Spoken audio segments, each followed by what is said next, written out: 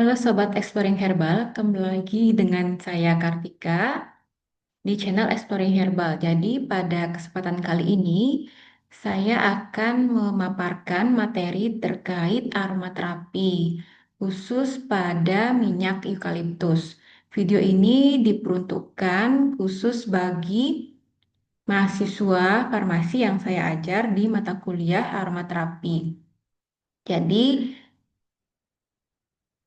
bisa didengarkan setelah kuliah atau untuk mahasiswa yang tidak bisa mengikuti perkuliahan pada jadwal yang sudah ditentukan sehingga dapat menonton video ini karena dari bahan materi sendiri itu perlu ditambah itu dengan beberapa penjelasan dan juga tambahan dari sumber lain yang saya akan paparkan pada video kali ini. Selain itu, video kali ini juga bisa diperuntukkan atau bisa dimanfaatkan oleh para praktisi klinis tradisional yang menggunakan minyak atsiri sebagai aromaterapi. Ya, jadi terapi berbasis aroma khususnya yang menggunakan minyak eukaliptus. Jadi kita akan membahas terkait asal minyak dari tanaman apa, kemudian kita lihat kandungan, serta penggunaan klinis, termasuk pula hal-hal yang perlu diperhatikan terkait penggunaan dan keamanan dari minyak eukaliptus ini. Ayo kita langsung ke materi, izin saya paparkan melalui presentasi. Jadi ini minyak eukaliptus, mungkin sudah mengenal daunnya panjang seperti ini untuk tanaman eukaliptus. Namun jangan salah bahwa banyak sekali tanaman di dalam genus eukaliptus. Jadi eukaliptus merupakan nama genus dari tumbuh-tumbuhan seperti itu ya. Dan di dalam genus tersebut terdapat banyak sekali spesies yang penampilan atau morfologi tanaman khususnya daunnya itu mirip sehingga dalam pengungkapan atau penyebutan minyak eukaliptus perlu dibarengi dengan penyebutan asal tanamannya. Nah, tujuan dari perkuliahan ini yaitu untuk mahasiswa mampu memahami sumber, kemudian kandungan fitokimia, serta mekanisme farmakologi yang terkait dengan kandungan fitokimia tadi. Berikut bukti klinis penggunaan minyak eukaliptus. Pertama, kita masuk ke materi terkait perbedaan gitu ya antar minyak. Jadi di lingkungan komersil saat ini banyak sekali jenis minyak atsiri yang sudah beredar. Di sini ada pertanyaan, apakah minyak eukaliptus dan kayu putih berbeda? Jadi di pasaran itu sering dijual minyak kayu putih yang juga penampang atau morfologi daunnya mirip. Jadi apakah ini sama atau berbeda? Mungkin ada yang punya pendapat supaya dapat mencantumkan di kolom komentar ya. Walaupun di video ini saya juga akan memberikan jawabannya, namun yang dapat menyebutkan jawaban mungkin beserta sumber alasannya itu silahkan sangat diterima gitu ya di kolom komentar jawaban tersebut. Supaya kita di kuliah ini itu tidak hanya membahas berdasarkan apa namanya paparan orang itu, tapi juga kita bisa mencari sumber literatur terpercaya lainnya untuk meyakinkan jawaban ini. Nah, dari pertanyaan ini jawabannya yaitu berbeda. Nah, kita menggunakan contoh dari gambar ini. Jadi ini bukan endorse, tapi saya ambil dari eh, online shop seperti itu, sampel satu buah atau produk minyak atsiri gitu ya dari sebuah produsen. Nah, di gambar sebelah kanan itu ada minyak eukaliptus Sedangkan yang kiri itu minyak kaju put oil, jadi kaju putih. Nah, ini uh, lumayan bagus ya, dari kemasan itu sudah disebutkan spesies, jadi asal tanaman. Kalau eukaliptus di sini disebutkan dari Eucalyptus globulus. Sumbernya dari Cina, jadi asal tanaman dari Cina. Kemudian kaju put oil atau minyak kayu putih dari Melaleuca kaju putih, asal Indonesia. Nah, dari nama spesies tanaman sendiri, kedua jenis minyak ini tentu sudah berbeda. Dengan eukaliptus ini harganya lebih mahal dibanding kaju putih. Namun karena aromanya itu mirip-mirip, sehingga ada beberapa kasus minyaknya dicampur atau dipalsukan seperti itu.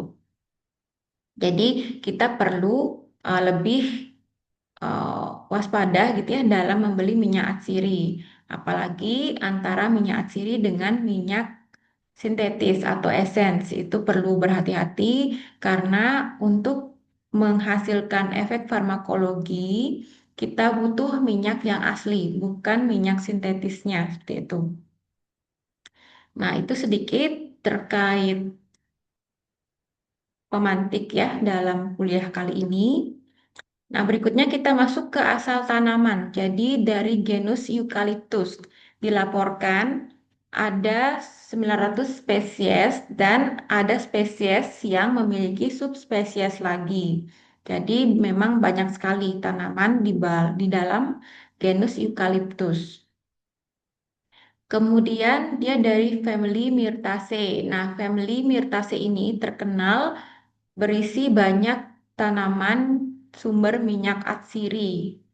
Nah, khusus genus Eucalyptus di sini dikabarkan merupakan tumbuhan asli Australia yang sudah dibudidayakan di seluruh dunia dengan daun abadi beraroma. Jadi ada yang menyebut evergreen untuk eukaliptus ini. Dan umumnya tumbuh di daerah subtropis gitu. Jadi walaupun Indonesia mungkin bisa gitu ya, namun pertumbuhannya tidak akan sebaik di daerah asalnya gitu ya. Tapi kalau itu tidak ada modifikasi gitu ya dari teknik pertanian atau perkebunannya. Kemudian minyak atsirinya di sini memiliki karakteristik aromatik, pedas, dan pada kondisi kualitas yang baik itu tidak berwarna hingga kuning pucat. Umumnya dihasilkan oleh daun, jadi kadar minyak atsiri tertinggi ada di daun. Walaupun di bagian tanaman lain itu juga bisa diperoleh. Nah, dari sekian banyak spesies tadi, eukaliptus, minyak eukaliptus terutama dihasilkan dari spesies Eucalyptus globulus seperti yang tercantum tadi di botol ya di label kemasan minyak eukaliptus komersil. Nah, di Uruguay itu terdapat hektaran, jadi ratusan hektar hutan monokultur yang khusus untuk penanaman Eucalyptus globulus. Kemudian di Brasil juga punya bahkan jutaan hektar area tanam. Nah, berarti negara-negara ini merupakan penghasil minyak eukaliptus di dunia. Bisa dilihat gambar pohonnya. Nah, di sini juga ada pohon eukaliptus globulus yang sudah berusia puluhan tahun, gitu ya. Jadi dia tinggi, eh, tanamannya bisa sangat tinggi, kemudian dengan penampang batang seperti ini.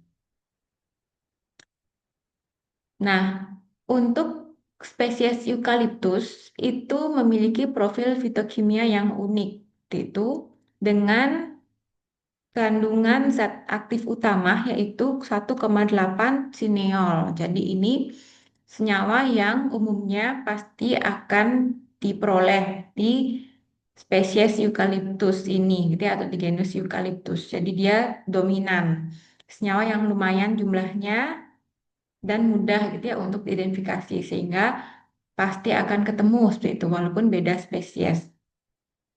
Nah, untuk tahu terkait nama spesies juga tiap spesies itu seringnya ada sinonim. Itu kita bisa lihat di beberapa website, contohnya plantamor.com. Nah, di sini bisa dilihat kalau misalkan Eucalyptus globulus, apakah punya sinonim atau tidak.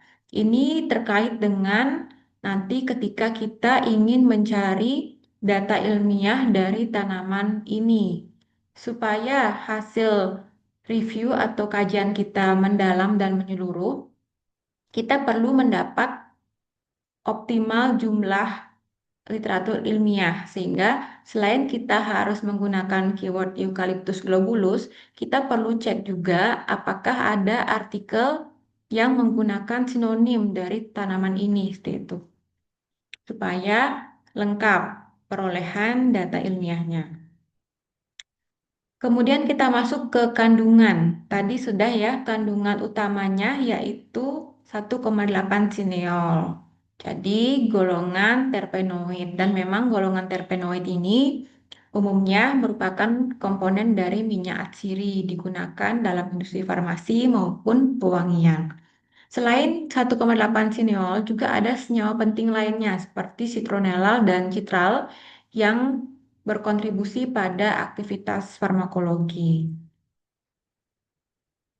Nah, ini beberapa struktur fitokimia dari senyawa kimia di dalam minyak atsiri eukaliptus. Nah, ini mungkin belum semua karena tiap minyak atsiri itu tidak hanya terdiri dari beberapa komponen, seringnya itu puluhan hingga ratusan komponen tergantung kemurnian. Dan tergantung pula pada sudah ditemukan atau tidaknya senyawa tersebut. Karena semakin berkembang ilmu pengetahuan dan riset, maka senyawa-senyawa ini bisa bertambah jumlahnya seperti itu. Jadi kalau informasinya seperti ini, nah ini belum tentu memang hanya ada segini. Karena ini pustaka tahun 2016, nah ditemukan sekian.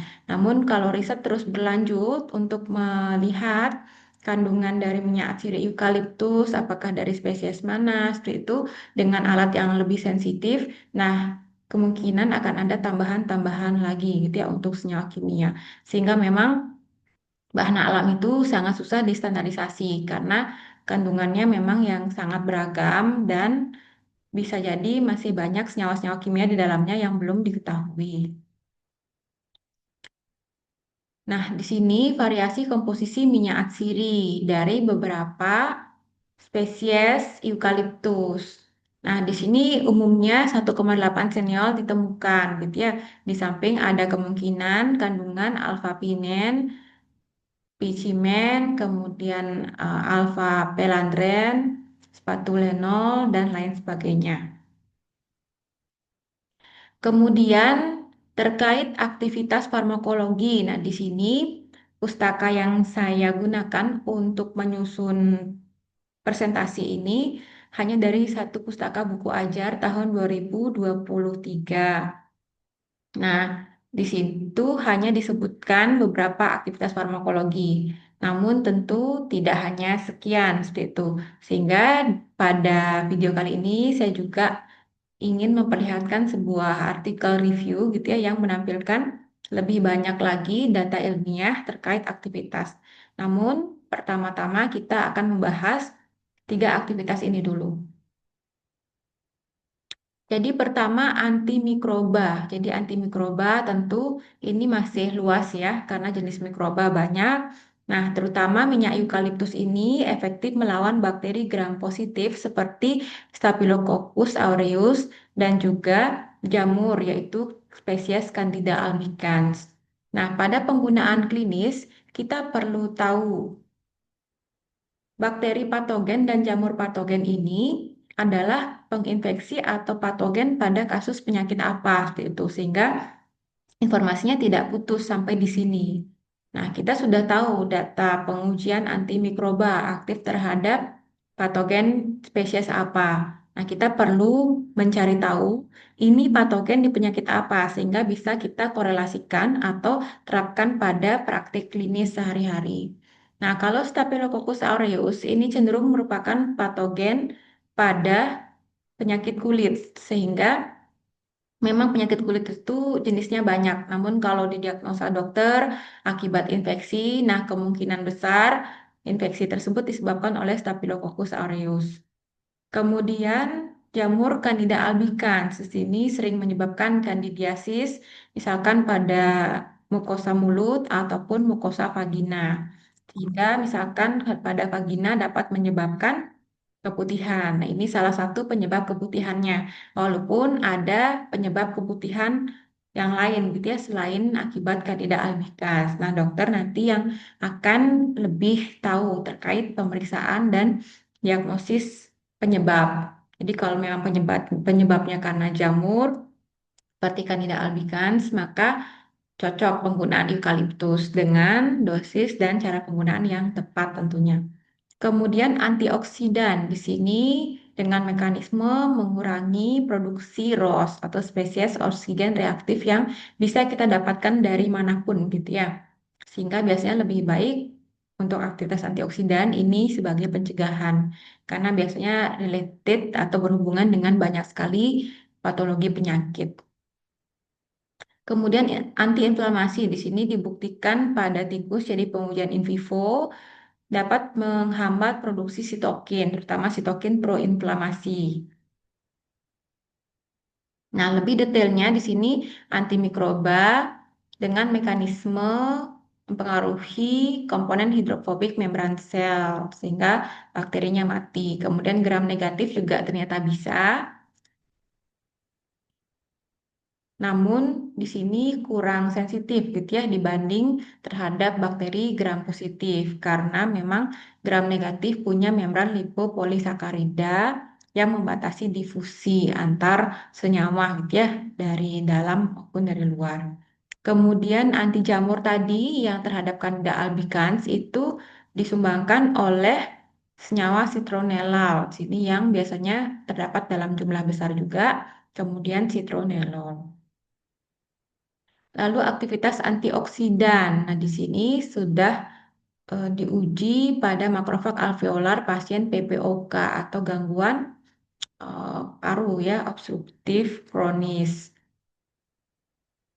Jadi pada konsentrasi 1 mikrogram per mililiter itu sudah menunjukkan aktivitas antioksidan. Nah, di sini sudah beberapa mekanisme antioksidan. Jadi dapat melindungi sel dari kerusakan. Sebenarnya penting untuk pencegahan ya. Kalau untuk terapi penyakit tertentu yang sudah terlanjur terjadi, nah antioksidan ini dia membantu untuk menghambat progresivitas penyakit. Namun kita yang penting harus memberikan terapi yang lebih spesifik gitu ya untuk kondisi tersebut. Tidak hanya antioksidan. Jadi antioksidan saja sudah tidak cukup kalau penyakitnya sudah terjadi gitu ya, terdiagnosis, butuh tambahan terapi yang lain. Kemudian efek antiinflamasi tadi sudah diuji pada tikus terkait penghambatan sitokin secara in vitro. Di sini ada peran dari senyawa 1,8 sineol. Nah, karena yang berperan ada 1,8 sineol yang tadi sebagian besar spesies eukaliptus juga punya, maka aktivitas antiinflamasi ini cenderung pasti akan muncul gitu ya pada minyak eukaliptus dari spesies manapun. Kemudian pada pengujian model edema kaki juga menunjukkan efek positif. Sini dengan mekanismenya meredakan peradangan dan meredakan peradangan karena ada pengaruh ke penghambatan sitokin proinflamasi. Kemudian aktivitas anti jamur tadi sudah jadi berpotensi digunakan dalam produk anti jamur alami. Karena di sini dianggap potensial gitu ya. Nah, dari beberapa aktivitas tadi dapat disimpulkan bahwa manfaat eukaliptus itu cukup luas ya. Jadi tidak hanya untuk wangian, namun juga bisa untuk obat-obatan seperti anti jamur, antioksidan, dan antiinflamasi. Nah, itu tadi 3 aktivitas. Sekarang ada tugas membaca mandiri. Nah, di sini ada link akses ke artikel ilmiah, dia review terkait eukaliptus, fitochemicalnya, kemudian metode ekstraksi untuk mendapatkan minyak atsiri optimal dari spesies eukaliptus ini, Kemudian penggunaannya tidak hanya untuk medisinal atau pengobatan, namun ternyata eukaliptus juga bisa digunakan pada industri makanan atau pangan. Nah, di sini title page dari artikel review tersebut. Namun saya di sini di video ini juga akan mengarahkan ya, kita langsung lihat ke artikelnya langsung.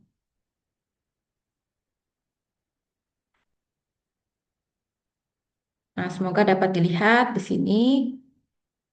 Sini artikelnya menampilkan lebih banyak ya dibanding yang di apa namanya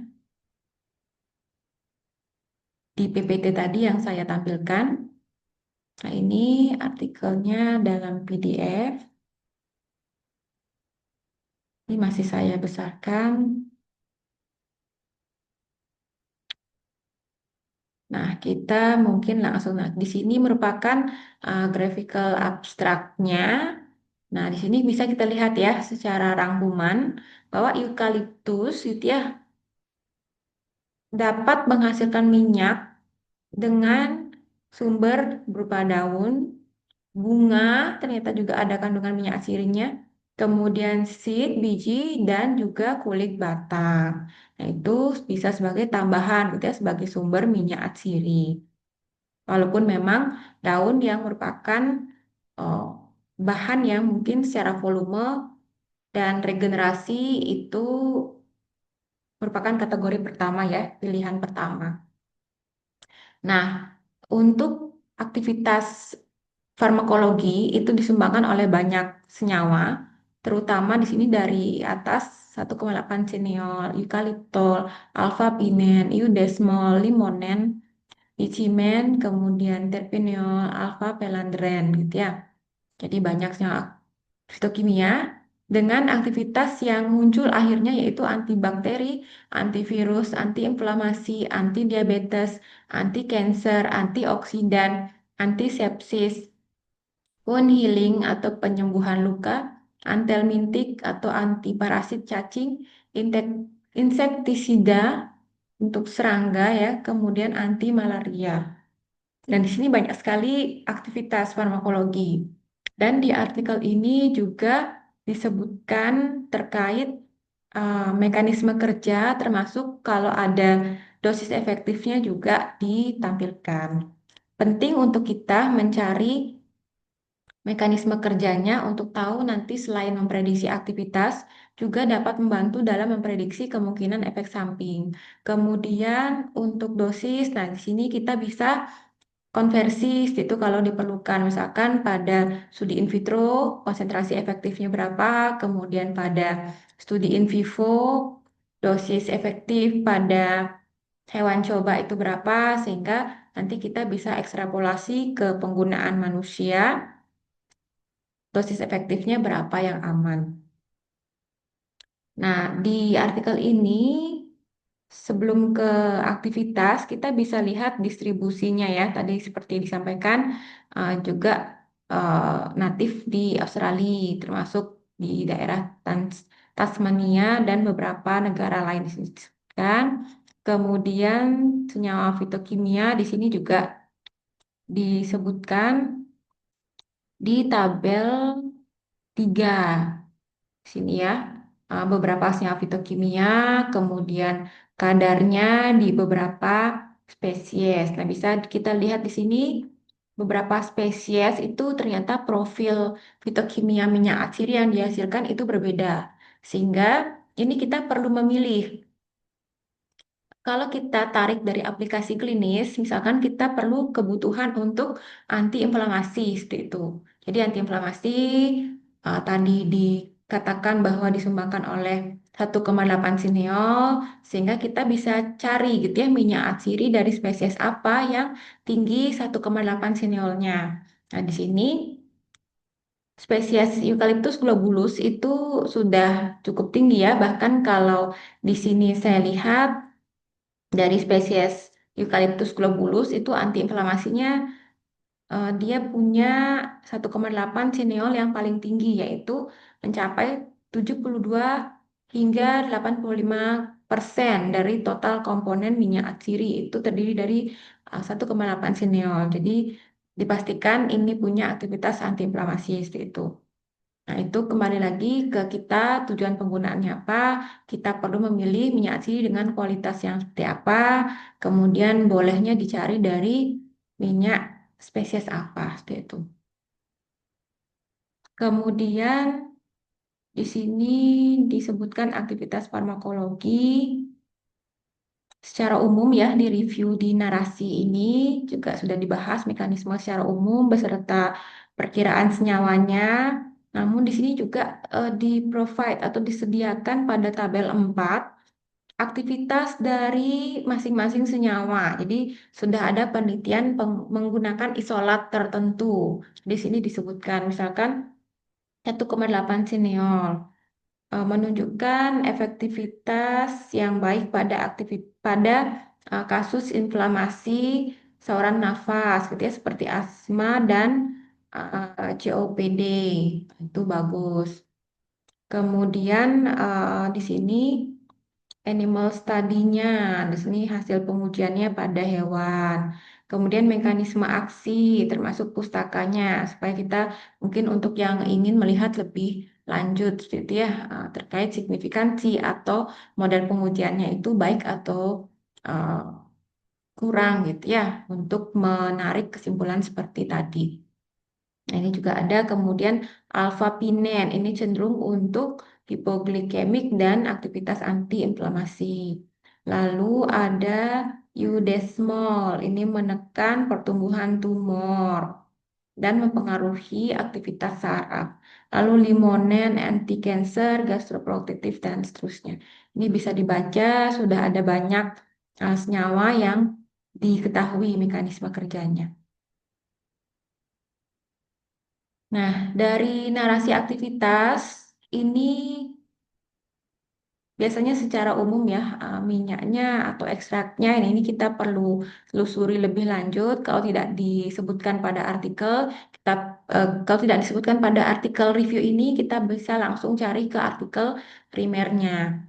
Nah, contohnya misalkan minyak eukaliptus untuk penggunaan oral ya pada kasus anti diabetes. Di sini disebutkan intake atau penggunaan oralnya pada konsentrasi 6 pada dosis 62,5 gram per kilogram.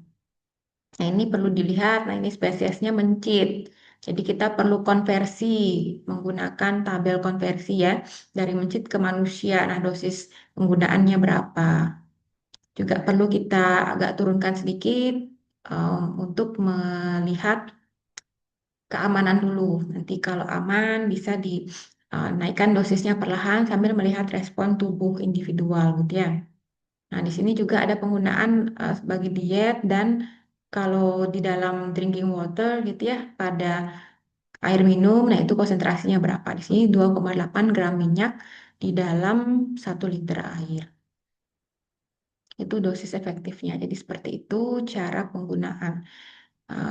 Coba kita cari penggunaan secara inhalasi, apakah ada? Karena ini kita di kuliah aromaterapi eh, biasanya penggunaan terapeutik itu banyaknya dihirup gitu ya.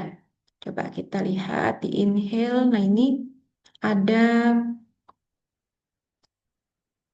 cuma yang tadi. Jadi ini aktivitasnya kita perlu lihat aktivitas analgesik. Jadi untuk aktivitas analgesik di sini pernah diujikan dengan inhalasi. Hmm, kita perlu lihat.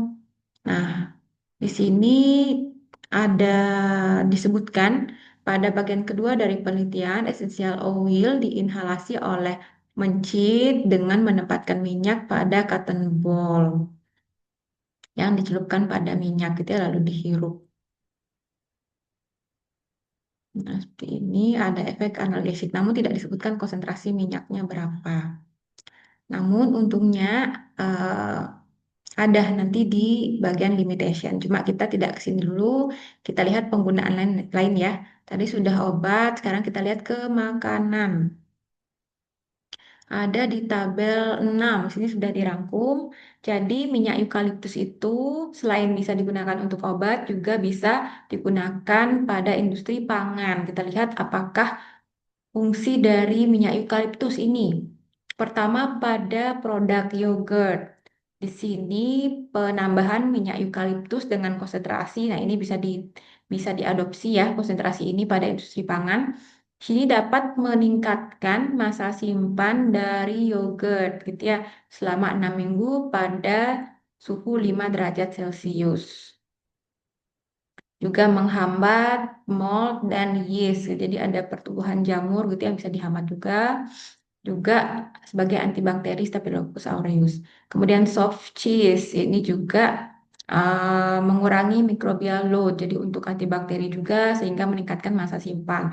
Selain itu juga dapat memperbaiki akseptabilitas sensori, jadi dari sisi rasa. Kemudian untuk pork atau daging babi di sini membantu dalam membunuh gitu ya atau menghambat pertumbuhan bakteri Pseudomonas eh, spesies bakteri Pseudomonas dengan cara merendam daging babi gitu ya pada eh, larutan minyak eukaliptus 4%. Jadi silahkan disesuaikan berapa volume perendamannya. Nah, itu eukaliptus hanya 4%-nya. Nah, ini eh, dapat membantu meningkatkan akseptabilitas sensori dan juga masa simpan.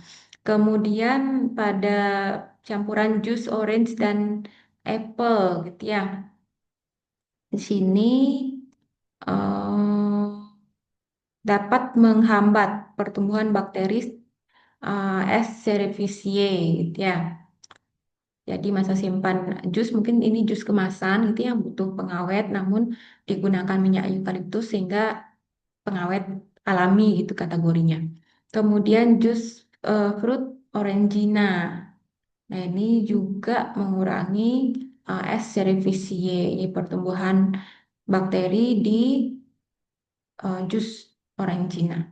Nah, itu tadi penggunaan eukaliptus pada industri pangan untuk pengawet alami dan juga meningkatkan sensori. Nah, kita lanjut ke keamanan. Di sini disebutkan bahwa penggunaan minyak atsiri itu juga tidak boleh sembarangan, walaupun dia aman gitu ya, dia tetap minyak atsiri yang penggunaan apapun, baik topikal maupun oral, itu tidak boleh langsung karena dapat mengiritasi. Sehingga perlu kita encerkan gitu ya, setiap penggunaan topikal maupun oral, apalagi oral gitu ya, dia bisa mengiritasi saluran cerna. Kalau dia topikal, kita perlu campur dengan carrier oil gitu ya, sebelum digunakan. Kita perlu encerkan dengan air untuk dihirup misalkan. Nah, di sini disarankan eucalyptus oil ini aman hanya apabila digunakan pada konsentrasi kecil yaitu 0,05 sampai 0,02 ml sehari. Jadi ini dosis konsumsi oral ya. Jadi ini rekomendasinya. Kalau lebih dari ini dapat menyebabkan diare, nyeri kepala, muntah, dan nyeri perut. Kalau lebih dari 3,5 mili per hari, kalau misalkan tidak sengaja gitu ya, mengkonsumsi minyaknya yang tidak tertakar, atau mungkin di sini menggunakan bahan bakunya gitu ya, jadi kita tidak tahu kandungan minyak di dalamnya itu berapa yang kita gunakan. Jadi bisa fatal kalau ternyata yang kita konsumsi itu murninya 3,5 mili ke atas, gitu ya. Nah, ini juga sudah. Nah, ini disarankan untuk menggunakan eucalyptus oil yang telah diencerkan pada konsentrasi kurang dari 3,5 ml. Nah, ini kadang kurang ini ya, kurang jelas gitu. 3,5 ml dalam eh, larutan yang terdilusi berapa gitu. Jadi lebih baik misalkan dia menyebutkan persen seperti itu. Nah, itu tadi terkait keamanan. Jadi ada dosis rekomendasi, kemudian dosis apa toksiknya juga ya. Nah, selain itu saya ada tambahan di sini untuk mengantisipasi bahwa minyak atsiri itu digunakan oleh anak-anak gitu ya, karena tadi kalau di artikel itu tidak disebutkan usia atau gender, itu berarti orang dewasa sehat. Sedangkan kan minyak siri ini kemungkinan juga bisa terpapar ke anak, jadi digunakan pada anak-anak. Nah, di sini ada eh, literatur ya, ada tambahan data terkait penggunaan pada anak.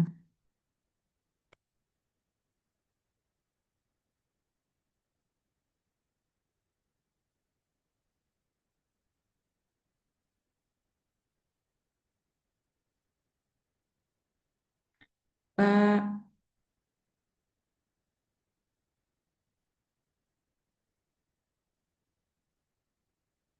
Nah, di slide ini di bagian akhir tadi ada rekomendasi.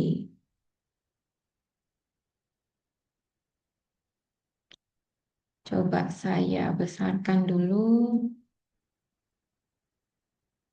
Nah, jadi ini saya kutip tadi dari artikel rekomendasi penggunaan eucalyptus oil yang aman gitu ya secara oral. Jadi kan kemungkinan tadi misalkan pada penggunaan untuk anti diabetes gitu ya, ini diminum, maka diminumnya maksimal sekian. Nah, untuk usia di bawah 3 tahun ini boleh dicampurkan gitu ya dalam penggunaan topikal maksimal 0,5% dari total sediaan. Jadi pada saat mengoleskan itu yang dioles itu mengandung 0,5% saja, jadi sangat kecil. Kemudian usia 3 sampai 6 tahun ini boleh maksimal 1%. Nah, sebagai saran gitu ya, karena kita ini perlu case by case. Nah, ini nanti dilarutkan pada air kah atau minyak kah, berapa volume larutannya gitu akan menyesuaikan gitu ya. Banyak minyak eukaliptus yang digunakan. Nah, sebagai catatan, 0,5% itu bisa kita ibaratkan seperti satu tetes minyak eukaliptus menggunakan tetesan resmi dari botolnya ya. Misalkan kita membeli minyak itu ada ditutupnya itu langsung ada pipetnya. Nah, itu kita pakai satu tetes di dalam 10 mili carrier oil. Jadi nanti kita encerkan dengan 10 mili carrier oil. Kemudian kalau 1% berarti sekitar 3 tetes di dalam 10 mili carrier oil. Itu rekomendasi untuk konversi. Nah, ini bisa relatif ya, tergantung volume itu nanti besar atau banyak tetesan itu menyesuaikan. Nah, sampai di sini dulu untuk materi, kita lanjut ke latihan soal. Jadi untuk mengetahui seberapa paham atau ingat dengan materi yang sudah disampaikan tadi, di sini ada 10 soal yang dapat dijawab mandiri, seperti itu ya. Dan ini kunci jawabannya. Jadi kita bisa bahas bersama kali ini langsung dengan jawabannya.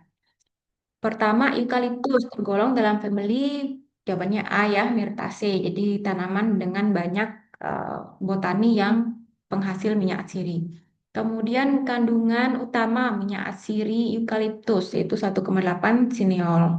Lalu yang digunakan untuk pewangian itu kandungan utamanya ini citronellal. Kemudian kandungan utama minyak atsiri eukaliptus cinerea ini 1,8 sineol juga.